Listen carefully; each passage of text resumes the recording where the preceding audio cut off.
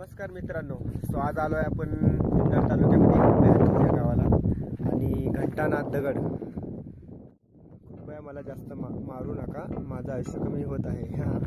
So पाहू शकता तुम्ही, हे दगड आहेत, हे नॉर्मल दगड नाही आहेत. यांचा जो आवाज आहे तो बघा तुम्ही कसा येते. एकदम जसं काय लोखंडावरती दगड आपटतो आपण, सेम तसंच आवाज येतोय. काय असेल या दगडामध्ये नक्की?